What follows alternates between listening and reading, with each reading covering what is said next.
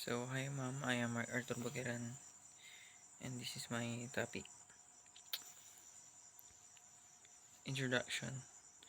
In regard to the open condemnation of Rizal to the Philippine Revolution, according to historian Leon Maria Guerrero, the statement of Rizal was never believed by the judge Advocate General, thus he refused to approve and issue it to the people. So, sabi po dyan, si Leon Guerrero daw po, Leon Maria Guerrero ay never, ang nagsabi na si Judge Advocate General daw ay hindi naniwala sa mga statement ni Rizal. So si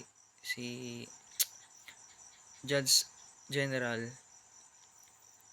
hindi niya tinanggap and she approved it issue it to the other people. Rizal's true purpose was to clear his name because he was then fighting for his life. Like a lawyer who was set to face trial, Rizal was attacking the credibility of his persecutors when they offered his manifesto. Therefore, it was normal then to deviate himself from the revolution which in the first place the foundation was beyond his knowledge. Below in the complaint of Judge Advocate General on the manifesto of Rizal as quoted by Guerrero. So sabi dyan, the true purpose of Rizal was to clear his name. And she like fighting in the trial court, 'di ba? Sa trial court, ano, i-state mo yung ano mo, yung manifesto. And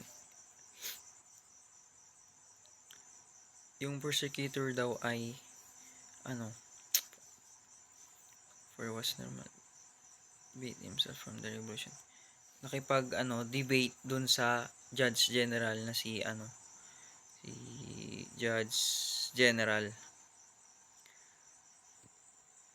So yung next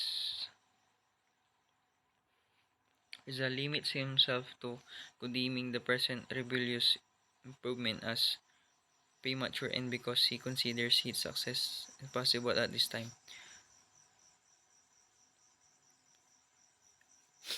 But suggesting between the lines the independence dream can be achieved by means less dishonorable than those used at present by the rebels when the level of culture of the people could serve as the most valuable factor in the struggle and the guaranteed of its success.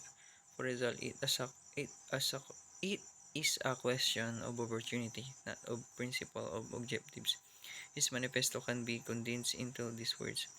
Faced with the proofs of defeat, lay down your arms, my countrymen, I shall lead promised land.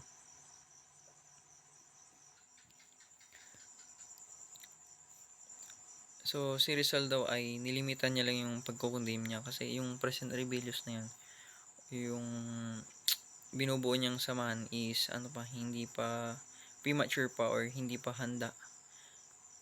At si Rizal ay may doubt pa kung maging successful ba yung mission nila. But suggesting lines, independence dream can be achieved by means less. So yung mga people kasi mas umiiral sa kanila yung culture nila kasi yung iba is hindi pa buo yung loob nila para sumama dun samahan. So si Rizal is parang naging questionable sa kanya yung opportunity na yon. So nagbitaw si Rizal ng faced with the proofs of defeat, lay down your arms, my countrymen, I shall lead you to the promised land on a later day. So sabi ni Rizal dyan, yung parang kinukumbinsi yung tauhan niya or para maging buo loob nila para mabuo yung rebellion na binubuo niya. At nag-promise siya na later on or sa mga susunod na araw, makukuha nila yung promise niya or yung parang kalayaan nila. So next, Rizal and the revolutionists. Ayan, the other side of Rizal's contribution to the Philippine Revolution should not be overlooked. Remember that most Filipinos had not read Rizal, for all his works were written in Spanish. masses had in fact generated a different meaning of results personal based on information they gathered over here. So, di ba, most of Filipinos hindi nila nabasa or pinag-aralan yung works ni Rizal. So, naniniwala yung iba nung yung mga narinig nila sa tropa nila or yung tinuro lang nila pero hindi talaga nila inaral or hindi talaga nila binasa yung work ni Rizal. According to historian Rinaldo C. Eleto, the fact that Rizal was seen in very unilustrado way made the person more important to the revolution participated by religious people.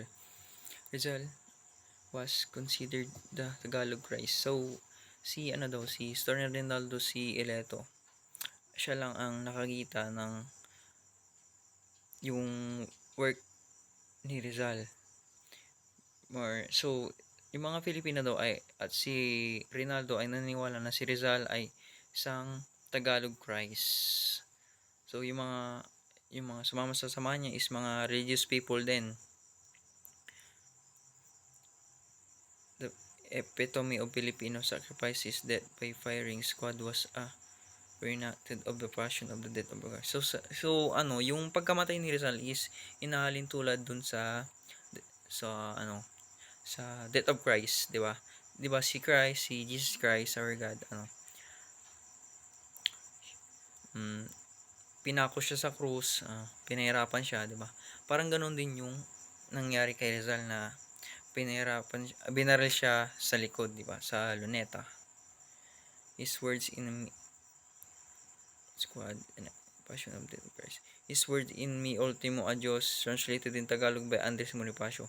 So, ito yung famous work ni Rizal, ang Mi Ultimo Adios, at